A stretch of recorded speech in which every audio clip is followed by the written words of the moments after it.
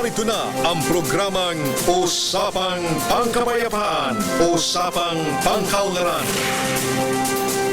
Hosted by Lieutenant Colonel Jerry Samudio at ang Batikang broadcaster ng DZRH at KBP Golden Dove Awardee na si Bing Formento, kasama ang mga pili at respetadong personalidad ng bayan. Colonel Rolando Junco, Lieutenant Colonel Arnel Villarreal, Past President Ding Andal, President-elect Alvin Castillo at Director Mar Amparo ng Rotary Club of Lipas South, President Ped Calao ng Batangas Chamber of Commerce and Industry, President Dean Go of Lions Club of Rosario, Meds Kahanding ng Philippine Action Group for Social Responsibility, President Boots Nares ng Federation of Urban Poor at ang mga kabataan at iba pang mga organisasyong naniniwala sa kalagahan ng kapayapaan at kaunlaran sa Batangas. Usapang Pangkapayapaan, Usapang Pangkaunlaran.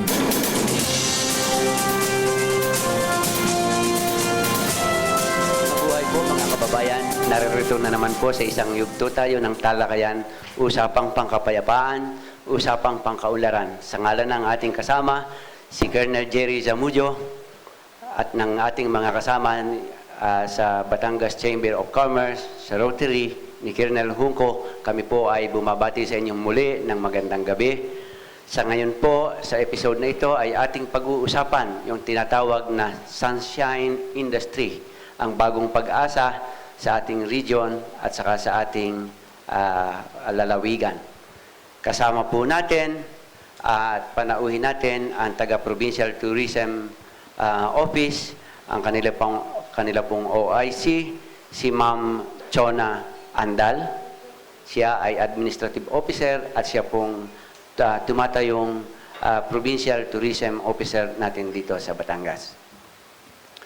Kasama po niya si Ma'am Emily Katigbak ng Planning Office of the Tourism Department of the Provincial Government.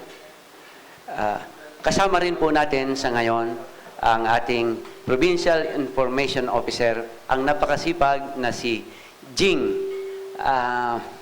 Sigismundo. So, siguro po mag-umpisa tayo ngayon sa pamamagitan ng update ng ating mga tourism officers ng ating probinsya.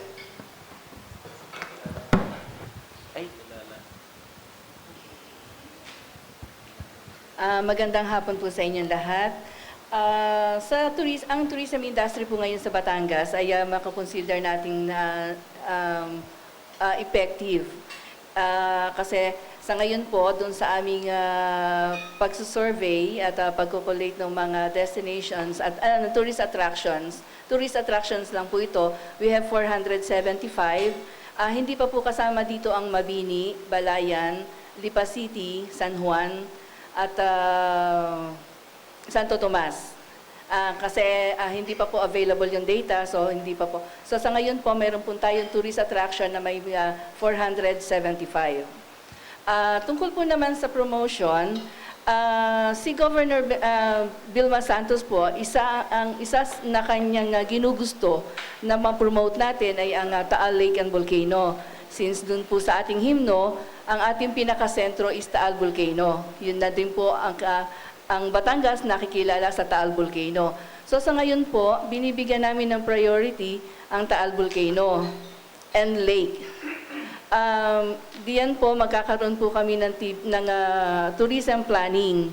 Kasi ang Taal Volcano po is Taal Volcano Protected Landscape. At yan po ay under ng PAMBI. At doon po sa kanilang TBPL management plan, ang tourism po ay isa sa mga chapters na tinatakel. So para po para mabigyan natin ng pansin yung chapter na yon, plus yung trust ni Governor Vilma na i-promote ang Taal Lake and Volcano, so gagawin po natin siya ng tourism planning. And doon po kami ay naka-tie up sa Pusod. Magbibigay po sila ng certain amount plus yung participation po ng Batangas. So ang sentro po ng ating tourism efforts ay ang planning sa development ng Taal Lake as a tourism destination center. Opo. Since yun nga po ang ginugusto ni Governor Vilma na ma-promote. Pag sinabi po bang tourism, anong mga sektor ang involved sa tourism industry at saka sa inyong ginagalawan ng inyong opisina? Pagka po sinabi natin tourism, ang ating po mga partners dyan, unang-una, yung business sector. Yung mga nagmamaykanya o nag-ooperate ng mga business ng tourism-related establishment. Nandyan po yung hotel, nandyan po yung tour operators, nandyan po yung resort, travel agencies, sila po, and the like, sila po yung ating partners. Partners din po natin ng LGU, ang mga munisipyo. Ang mga munisipyo po may kanya-kanyang designated pa sa ngayon ng mga tourism officers. So yun po yung ating mga partners. So, kay Ma'am Emily, sa inyong planning, paano ba natin iniisip kung ano ang ating gagawin or kung paano natin i-mobilize ang ating community para maging isang destination center dito sa Calabarzon?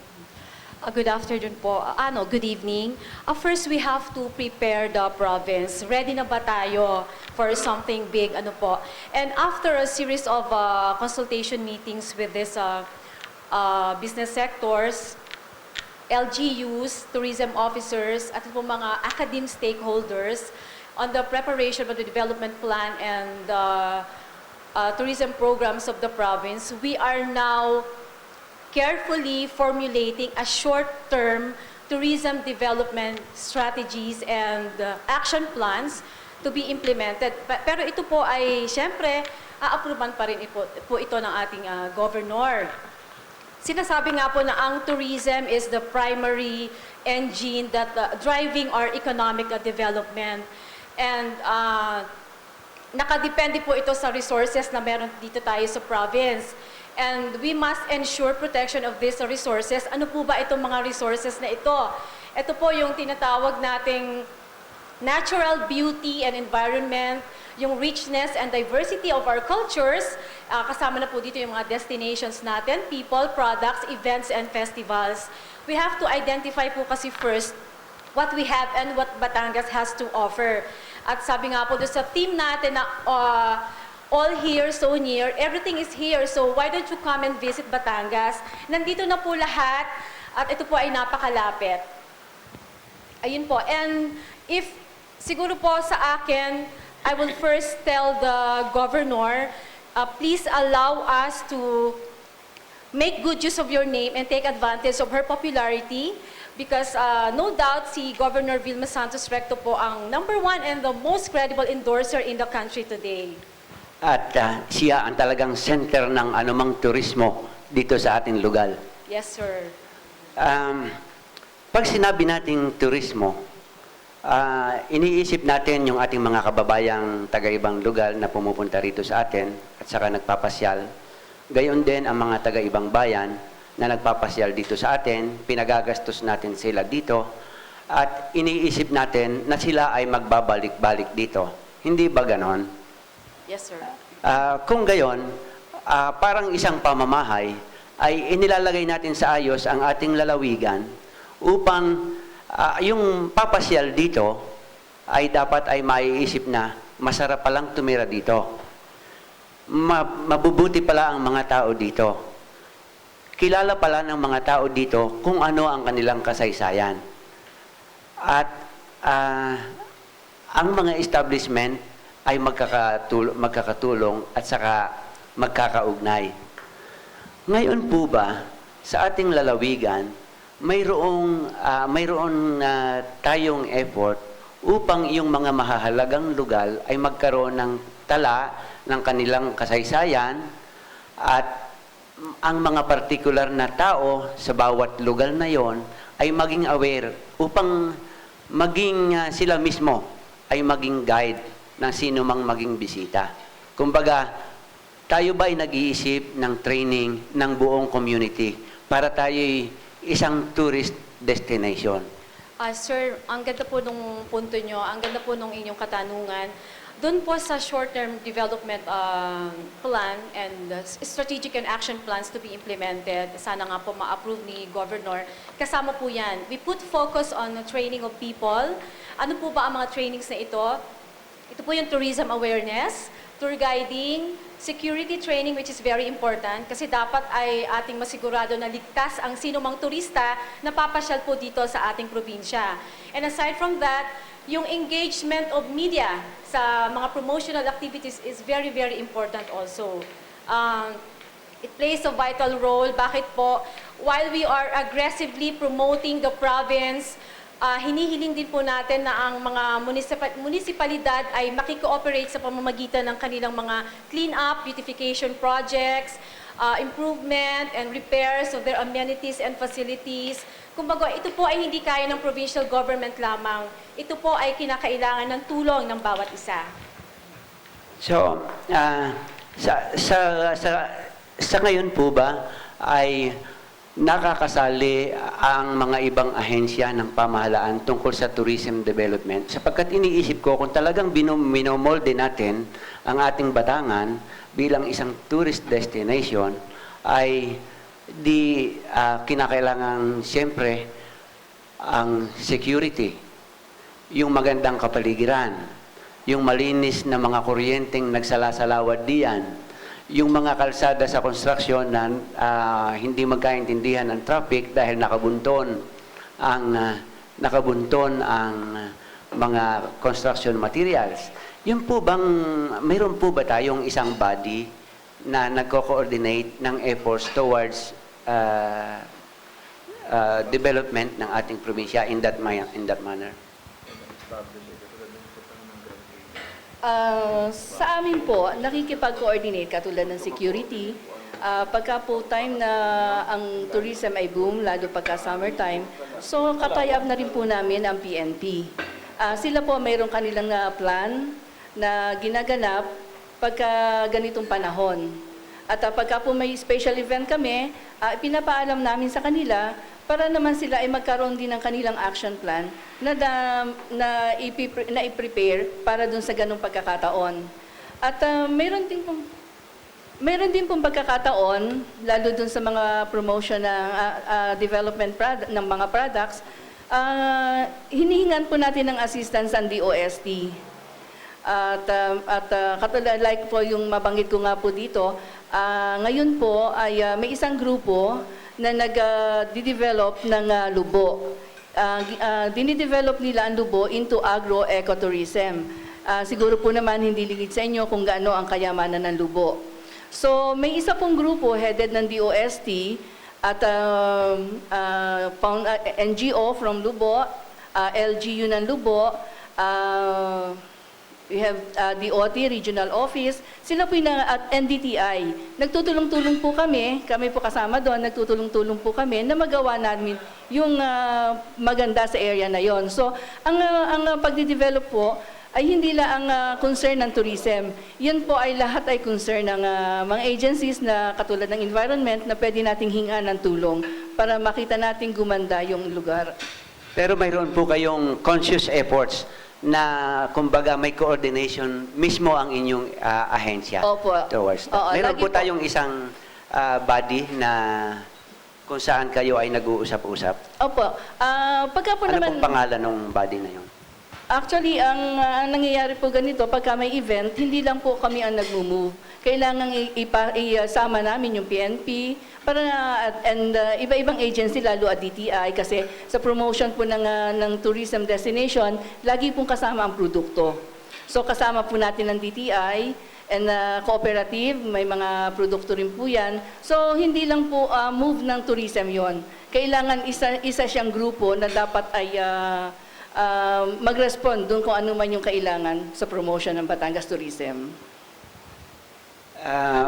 Si Colonel Hungko at si Ped muna. At kumakain si Ped. Habang kumakain ang aking kasamang Colonel Hungko, ako na muna magtatanong. Dito po sa pagpalaganap ng tourism dito sa ating probinsya, nabanggit nyo kanina na nasa stage tayo ng planning, ano? And after planning, siyempre nandiyan na implementation dahil dapat may pundo at kung ano pang bagay. Ngayon po, doon sa planning nyo, definitely, siguro naman ang tinatarget ninyo ay local at saka foreign tourist. Ano po, at para ang Batangas ay makabilang sa mga sikat na tourist destination katulad ng Palawan, Boracay, Camsur, yan. At ang Batangas, ay sabi nga ng ating butihing governor, is so near. All here. Akala ko so near, yet so far. Anyway, malapit sa madaling salita, nandyan lang siya sa tabi-tabi. Kumbaga sa atin sa salitang Batangas. At kung kayo'y nasa planning, definitely, meron kayong mga statistics, ano po. At ako naman ay walang magawa kanina, ay nag-search ako sa internet. Itong month of January to May, dumating sa atin ay 1.6 million tourists. Ano po? 1.6 million tourists. January to May. Ngayon, bilang dahil bawat probinsya dito sa atin ay nagkakaroon ng competition para mahikayat ang mga tourists, maging siya ay foreign o local, ilang percent ang target ninyo for the year 2011? Dahil ang target ng ating national government is 3.74 million. 3.74 million tourists for the year 2011. Ngayon ay babahang-bahanginin sa iba't ibang probinsya. Dito sa atin sa Batangas, ilang percent ang target ninyo para makakuha tayo ng ikang fair share sa merkado?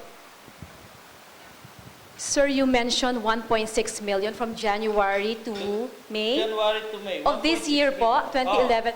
That's a huge amount kasi sa ngayon yan po ang ating isinasaayos dahil sa pagkakaalam po namin, ang ating pong mga resort owners ay at yung mga hotels, hindi pa talaga sila nagdi-declare ng tama. Siguro dahil hesitant sila sa tax na babayaran, at yan po ay isa sa sinasaayos po natin ngayon para ma-determine natin ang tourist arrivals. Actually, sa short-term, medium, and long-term development plan and tourism programs ng province, nabanggit po ng ating mahal na governor na from 2011 to 2016, ang projection po niya ay 12 million tourists ang dadating po dito sa ating probinsya. Okay.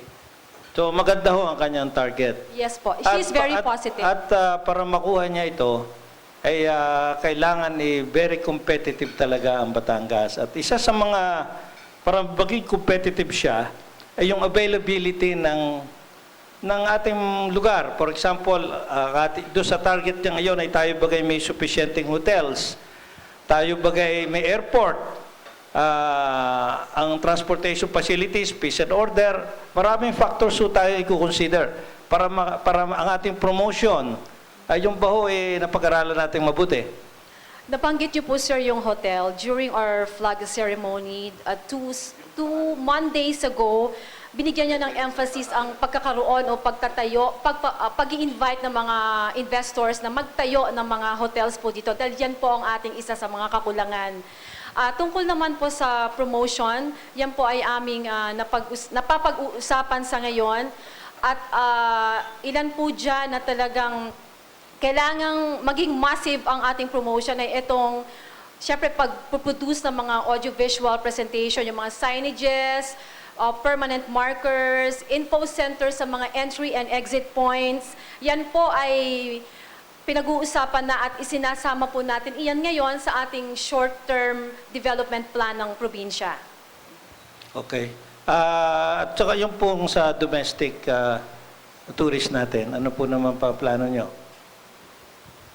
Yan po ang isa pang nagiging concern po natin dahil ang Batangas ay, to be very honest with you, ngayon pa lang po tayo talaga nagsisimula at prepare ang probinsya ng Batangas.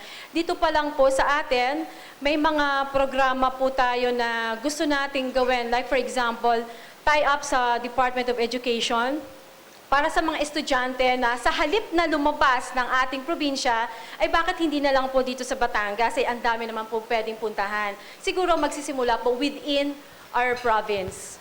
At saka umpisahan na rin natin sa ating mga LGUs, barangay, municipal at city, na sa halip na pupunta sa Boracay, pupunta sa Palawan, at pupunta sa Ilocania, ay dito na, within our province, maglipat-lipat at dito na ang bisitahan. Siguro, pwede nating imungkahi through the Tourism Council na encourage ang ating mga pinuno, ang ating gobernador na ma-advise ang ating mga punong lungsod at punong bayan, punong barangay, na kasama na yan sa ating tourism development. Isama na sa inyong plano sa tourism development. Huwag nang dalahin sa ibang lugar. Dito na sa atin.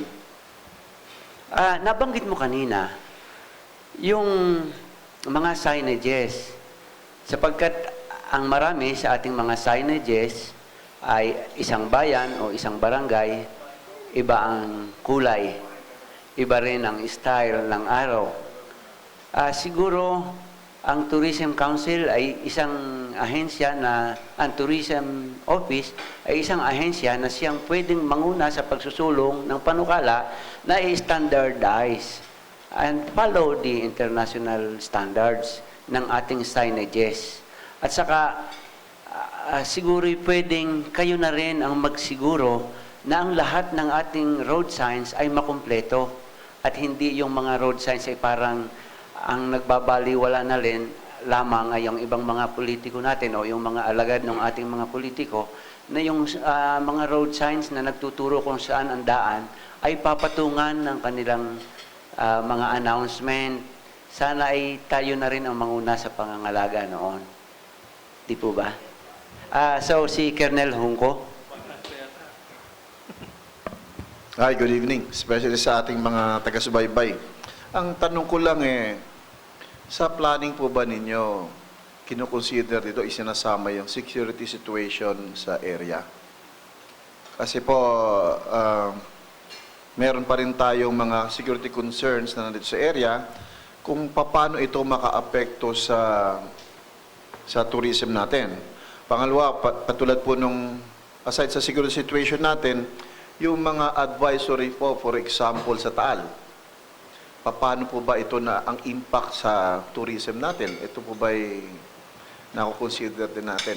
At saka yung sa mga napuntahan po rin naming lugar sa ibang bansa, yung mga tourist destination po, meron silang pinakatawag na hub, yung tourist centers, kung saan pwede kang mamili ng ibang-ibang level ng tourism na gustong puntahan. Pwede kang sa tubig, ecotourism, or whatever. So ito po ba kina-classify na rin dito sa plano natin? Sa pagpaplano po nila, kasama po yun. At katulad nga po ng peace and order, yun nga po, nabanggit ko sa inyo na every time na po dadating ang summer, ready po ang ating PNP. So, para naman po sila ay capable lalo doon sa kanilang magiging function na yon, mag-o-offer po kami sa kanila ng seminar na tinatawag na TAPCAP, Tourism Police.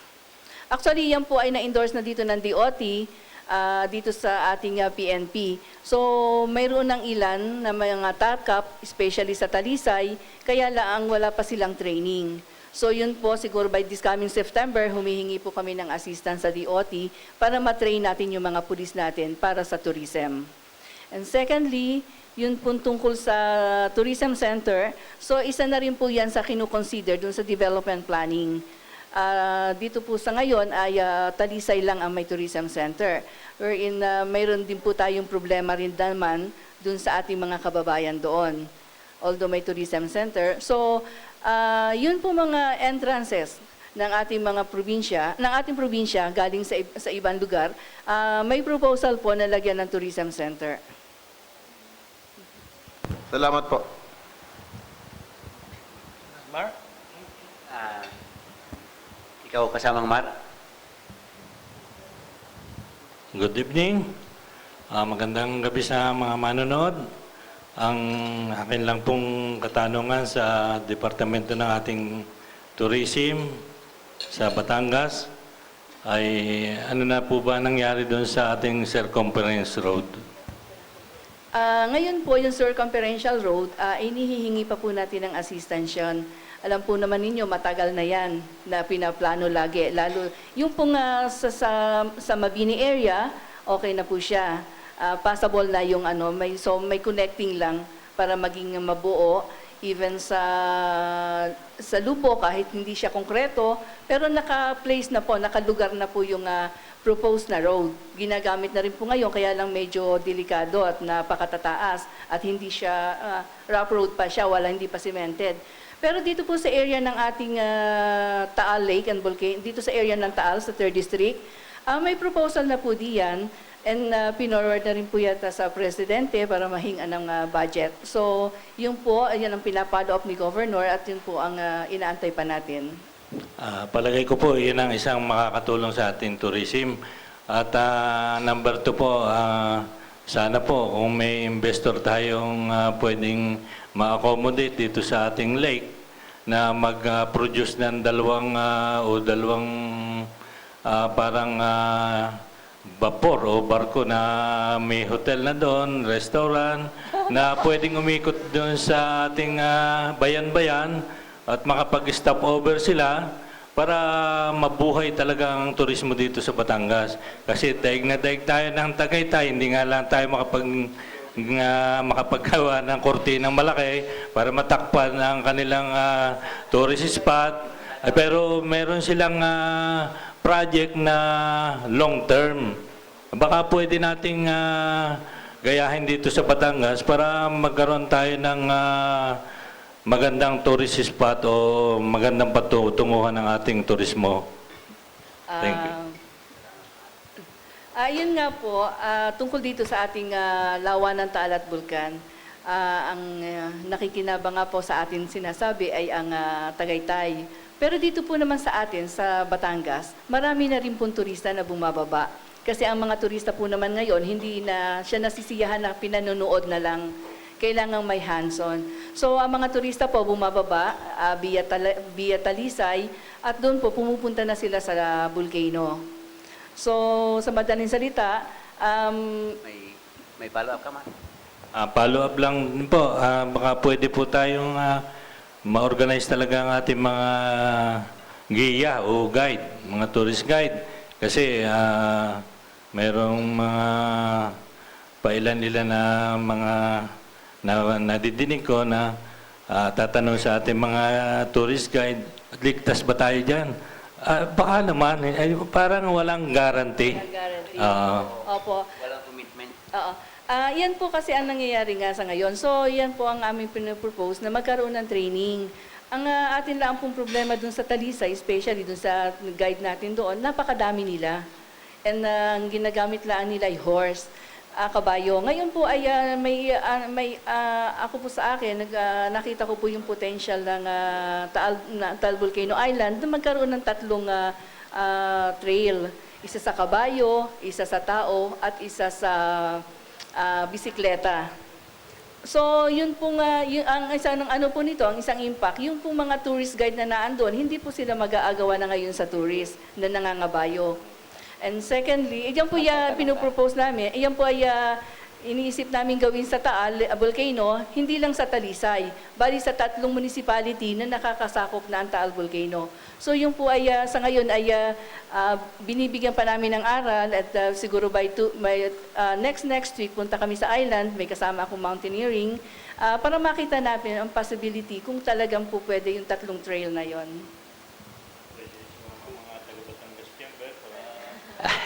Sige po, kung ano, i-ano ko po sa inyo, bibigyan ko po kayo ng schedule. Para mas gusto ko po ngayon para at least mabigyan ninyo rin kami ng idea. Hindi lang po kayong mountaineering guide ang na kasama ko at ako at ilan sa taga-opisina. Magaling din po from your end ay mabigyan din niyo kami ng comment kung pwede yon o hindi. Okay lamang po. Napakasisipag po kami sa Batangas, basta hadahan. So, pag sinabing pong turismo ay kaagad na nasa sa isip natin na ipakita yung mga magagandang lugar.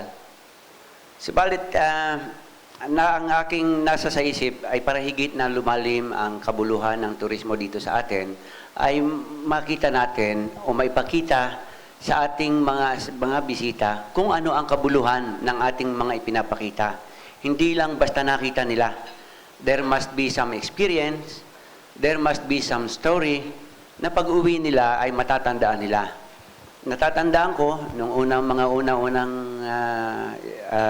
karanasan na napapunta sa ibang lugar, ay ang nare-recall ko yung istorya kung saan humalakhak yung siganong prinsesa. Yung istorya kung saan naglalaro yung mga duwende doon sa kabilang bundok. Parang mga ganon, yung mga kwento. So, binibigyan ng significance ang bawat sulok ng ating lalawigan at mayroong mga espesyalistang historian, ang tawag nila. Kung kaya dito ay dapat ay ma-involve ang ating mga eskwelahan, ang ating mga local na mga tao, sapagkat sila mismo ang nakakaalam kung ano ang istorya na nagmula pa sa kanilang mga ninuno, magkaroon ng mabuo ang significance, ang istorya na nagbibigay ng significance doon sa mga bawat bahagi ng ating landmark. Sige po. Doon po yan po itong sa mga ating mga guides, mga tour guides. So ngayon po, yung aming pagtitrain ng tour guides ay hindi po basta-basta kasi usually, pagka nahingi ng training ang LGU, kasi kami po, ina-assist kami ng DOT Region 4 na magpa-train ng tour guides. So, pagka po mayroon sa aming hinihingi na training, inire-refer po namin sa LGU na alam namin may destination, may attraction. Ang nangyayari po, binibigyan lang kami ng LGU ng maestra, mga teachers and mga estudyante, high school, wherein hindi po nagiging effective yung ating training. So sa ngayon po, ang ginagawa po namin, doon po mismo sa destination, doon sa attraction, yung pong local na, yung community. Yun po ang tinitrain namin para at least magkaunang-una, magkatrabaho sila. Second, alam nila kung ano yung kanilang lugar. So hindi po kami basta nagbibigay ng training kung hindi talaga direkta doon sa player. Sir, siguro ang pinupunto nyo rin ay yung bang concrete tour package para sa mga tour packages para dito sa mga turistang talagang gustong pumunta dito sa Batangas. First, kailangan po nating i-identify yung mga major sites. Kailangan nating i-identify ano ba yung mga lugar na historical and cultural na pwede nating ipagmalaki. Kasi hindi lang naman mga resorts ang nandito. Kailangan din nating i-identify saan ba yung mga religious pilgrimage na pwedeng gawin. Siguro po yun po ang pinupunto nyo, sir, magkaroon ng tour packages categories wherein mapapasabihan natin, maibibida ito through siguro sa ating official provincial tourism website para may guide po ang mga gustong pumunta po dito sa ating province. Maganda po yung sinasabi nyo na maraming mga historian. Ang bawat bayan dito sa Batangas ay very rich in history. At siguro yan ay kailangan nating buhayin. Buhay na buhay po ang turismo dito sa Batangas, pero siguro mas malalim at mas maganda kung mahahalukay nila ang kwento mismo ng probinsya natin. At tama ka, Emily. At siguro ay dapat mismo ang mga tao sa mga lugar na yan ay magkaroon ng awareness tungkol sa kanilang istorya. That's why, sir, one of our priorities is to give training sa mga taga-barangay level municipality on tourism awareness, including the municipal tourism officers in 31 municipalities and 3 cities. Ibig ko sanang tanungin si April. Si April Amparo ay anak ni Mar. Siya ay gumising na ngayon na sa kanyang edad ay pwede siyang turista at manonood. Ibig kong tanungin sa iyo kung ano ang nasa sa isip ng isang kabataan gaya mo sa turismo sa ating bayan. Sa mga pagkakaintindi ko po sa mga discussions, maganda naman po yung progress. So, meron po kayong pinaplano. Yung short-term planning po for tourism, gusto ko lang pong malaman if you would like to share po kung ano po yung process po na, konting details lang po kung ano po yung sinasabi niyo pong short-term ng planning ng tourism. Okay. Yung short-term planning, ito yung, ang target natin ay 2011 to mid-2012. So when we say mid-2012, that's June or July, September. And the birthday of our governor is on November 3. Bilang sagot o response sa kagustuhan ng ating governor, kailangan meron talaga tayong ma-accomplish bago dumating yung kanyang kaarawan. Bilang pa-birthday na rin natin sa kanya at bilang maipakita natin na may resulta ang lahat ng pinaghihirapan ng tourism office.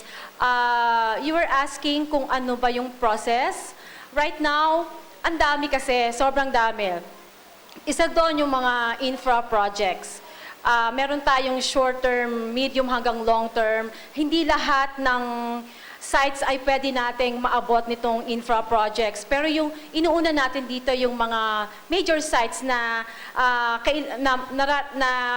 gustong-gusto nang mapuntahan o pinupuntahan na mismo ng turista. Aside from that, yung promotional activities na sinisimulan na namin sa ngayon. Miss Jing, di ba ngayon tayo ay may mga tourism billboards na sa mga strategic sites like in EDSA and SLEX, which is going to happen in August or September. Meron na po kami mga materials na ilalagay dyan. Parang storyline na makita nila na ito yung mga nilalaman o ito yung mga nandito sa Batangas para makita po ng mga turista. And aside from that, yun pong nabanggit po namin ng mga clean-up, beautification projects, repairs, improvement ng mga amenities and facilities sa bawat municipality na meron silang mga establishments. And importante po sa lahat yung training nga po of people. Kasi diyan natin sisimulan lahat eh. Nandito na lahat sa ating province, pero yung culture of tourism na sinasabi, medyo hilaw pa. Medyo doon pa tayo nangangapa. So, very important yung culture of tourism na sinasabi po natin. Gusto ko lang pong mag-comment, i-congratulate po kayo sa mga ginagawa niyo pong mga plannings and short-term na alam ko po ang papunta ay for long-term infrastructures din po and developments. Ang gusto ko lang po di po ba ang awareness po ng tao nagsisimula po sa education. And hindi ko po alam kung ano po niya sa mga schools at saka po sa sa mga public schools and private schools, kung ano po yung Pwede gawin. Kasi po yung cultural,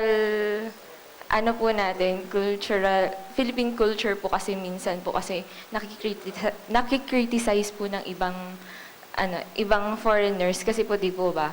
Kung titingnan natin internationally, sinasabi po nila na we lack discipline because we does not abide in any in some rules, but syempre hindi naman po maiwasan natin na nag-uumpisa pa lang tayo, hindi pa natin naaayos lahat, at saka we're having some ano po bang tawag dito, pag-aayos na ginagawa ang ating gobyerno. So, paano po maano ng ating tourism na mai-motivate ang positive culture sa mga communities na tinitrain po ninyo?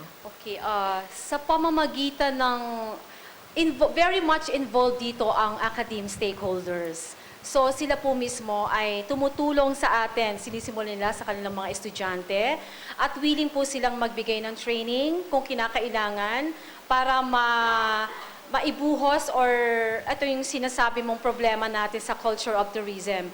And aside from that, we have one of our proposals is that we would like to include in their school curriculum or kahit school activity nila, itong mga pag-aaral tungkol sa kultura natin. And aside from that, itong yung mga attractions na meron tayo dito sa Batangas, malaki po ang tulong ng academic stakeholders. Sila po mismo ay sumusuporta dito sa mga ginagawa po ng Tourism Office. Thank you. Dapat din talaga sigurong pag-aralan yon. At isa pa, yung ating mga billboard na pinagagawa, malalaki man yan, may nagagawa rin yan, makita yung picture. Pero hindi natin, ihinto pa ba yung mga commuter para basahin yun? Siguro mas maganda maglagay tayo ng mga tourist spot sa isang magazine na puro sa Batangas, lagay natin sa mga hotel, schools, sa mga establishmentong madaling makita, babasa, para ma-attract ng mga turista. It's one of our proposals din, sir, dito sa ating short-term planning ay to invite travel writers at saka itong mga magazine editors na pumunta dito to see and to report for themselves how beautiful Batangas is. Isa po yan sa pinaplano po natin. Kasama po yan dun sa ating short-term. Nabanggit ko kanina tungkol sa itong ating mga mga estudyante. Dahil ito pong sa tourism natin, base sa statistics din, majority ng mga foreign tourists ay Americans, South Koreans, at saka Japanese. Yung mga tourism students natin ay tinuturuan at least kahit papaano magsalita ng South Korean language at saka itong Japanese, Nihongo.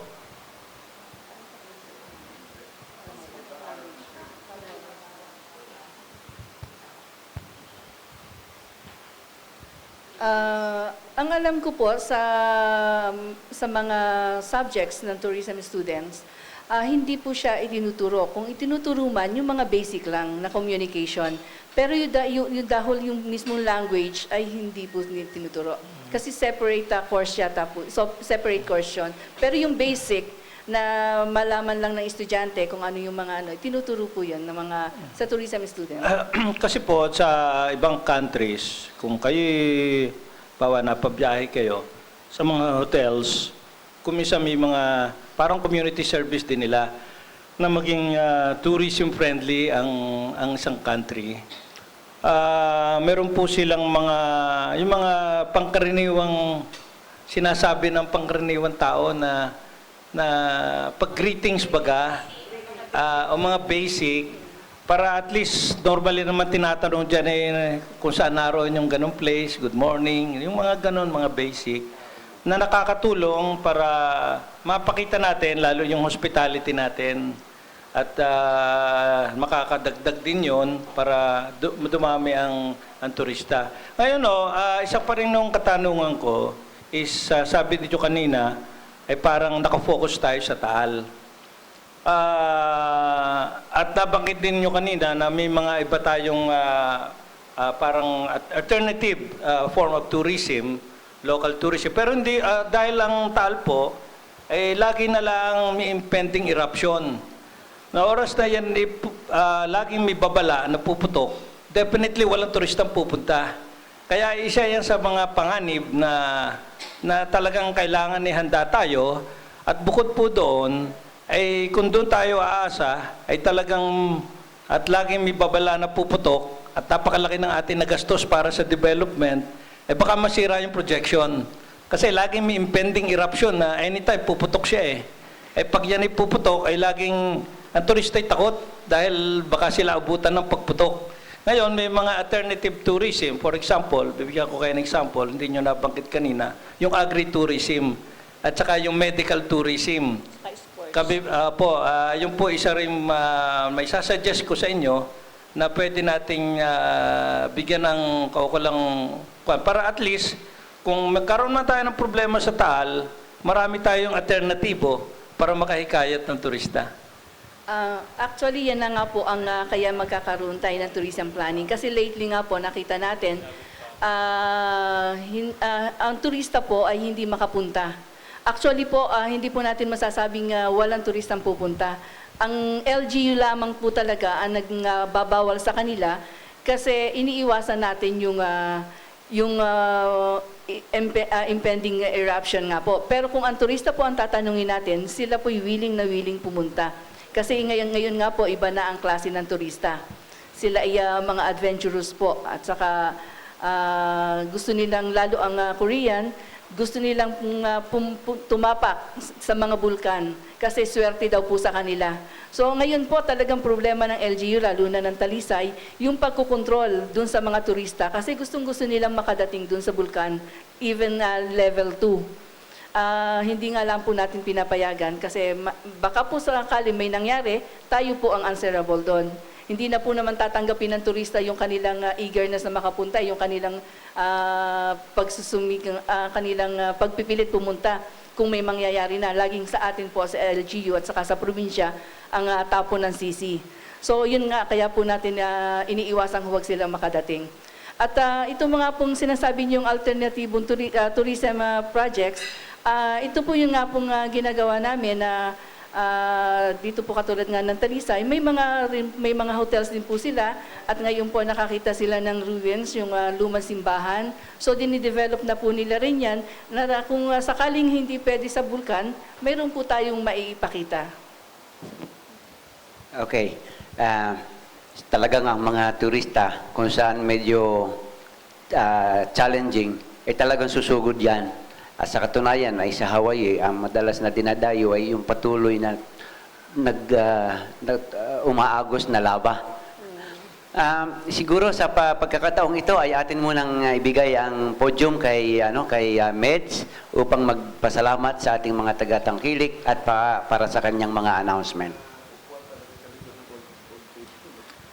Magandang gabi po sa lahat. Kami po sa Batangas Province Chamber of Commerce ay naggawa rin ng ibang mga forum para tulungan ang ating mga sa tourism noon, mga public discussion at public forum. So mayroon po kasi kaming Vice President for Tourism and the Environment. Yun pong nagtatanong kung ano ang role namin sa probinsya.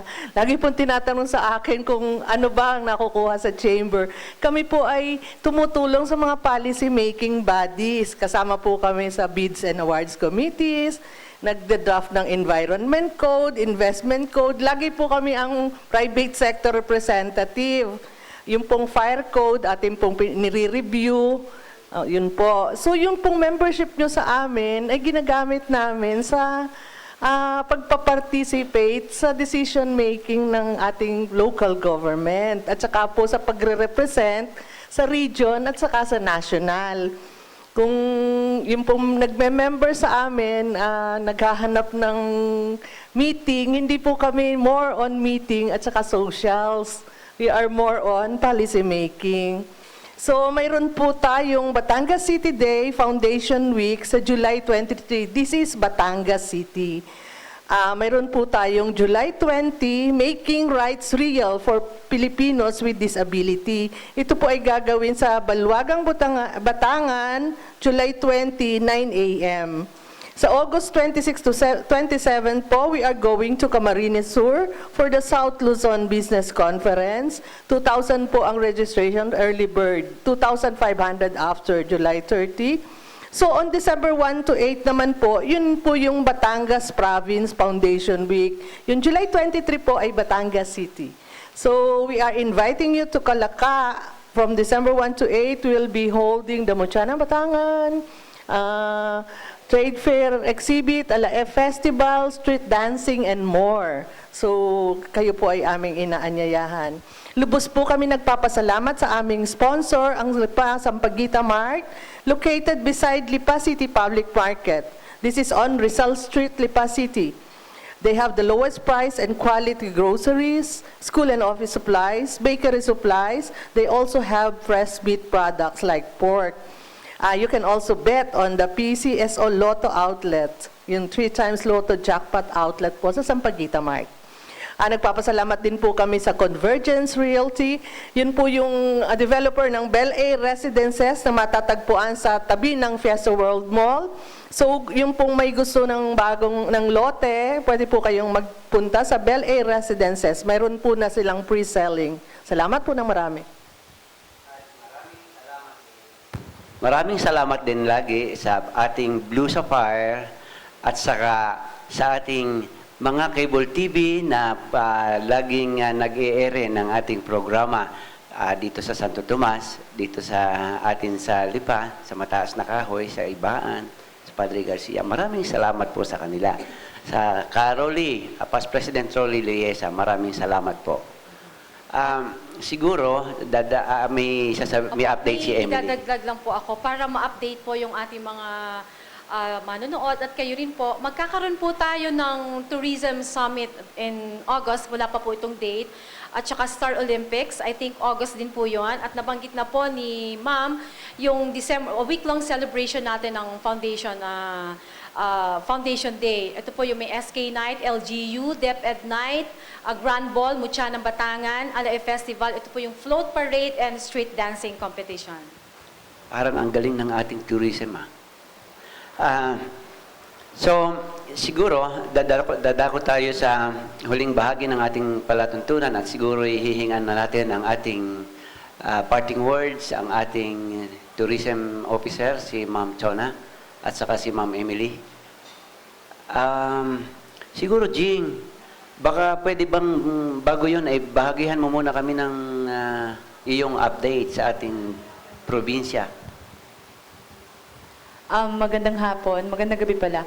Sa lahat po ng mga manonood, the governor, in as much as she wanted na makapunta dito, meron naman tayong schedule na pupunta kayo sa kanya sa mansyon.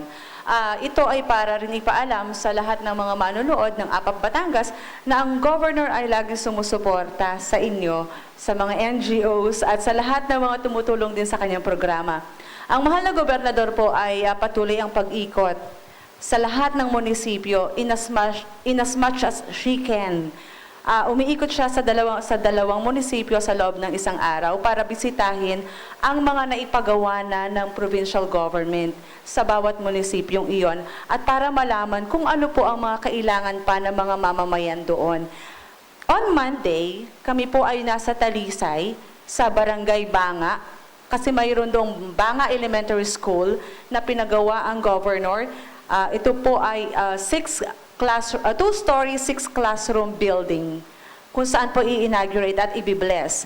Right after that, we will have yung pong financial assistance distribution sa 1,000 beneficiaries po sa Talisay. Ito po yung medyo naapektuhan ng pagtatanggal natin ng mga fish cages, which I guess will be discussed in the next episode of APAP Batangas. So that's next week. Ganon din po ang patuloy na pakikipag-usap ni Governor sa lahat ng mga gusto mag-invest pa rin sa lalawigan. Kagaya po ng nabanggit ni Miss Emily kanina, yung binanggit niya actually na ina-encourage niya na magdagdag ng hotel dito ay si Mother Lily Monteverde. Wow. She already have one sa Taal at alam mo naman yan, napaka-generous ni Mother Lily. Kagaya ng sinabi rin last time na nagbigay siya ng scholarship grants to 10 deserving students with 50,000 pesos bawat year. Mukhang naiinganyo pa rin si Mother Lily with the words of the governor na magtayo pa rin ng another resort. So that's another investment. So that's another tourist attraction. That's another tourist destination para sa mga domestic and foreign tourists. So yan po, dyan umiikot ngayon ang panahon at ang ating gobernador para masigurado na ang lahat ng kanyang ipinagawa at ipinatayo at ipapatayo pa ay maitatayo hanggang 2013. Ay, salamat, Ching. At ang ating hearts ay meron na tayong health, meron na tayong education, agriculture, roads, infrastructure. Oo, galing na dito si Provincial Engineer. Opo. At tayo ngayon ay may tourism. We will have security on next week. Maybe not next week because we have PAMBI and Taal Task Force, maybe the following week. Okay. And And then sir- we will have our very own Governor. governor. Yeah, I would like to add po, if for those who would like to visit the website and see for themselves what Batangas is all about, we have it. Meron tayong website. It's it's www.batangas.gov.ph. Doon niyo po makikita ang lahat ng tungkol sa Batangas. If you wanna click Lipa City, you'll just click it, and then all of the things about Lipa City will be there. Nandun yun, lahat, from the mayor down to the kapitan, from the history of Lipa down to the ancestors and all, nandun yun. Kung hindi man siya kompleto is because hindi pa nabigay ng kompleto ng munisipyo o ng city. But we would like to make sure, and we are making sure, that everything in there is updated up to the last activity of the governor, up to the last authority na nabago sa probinsya. So, again, we have www.batangas.governor,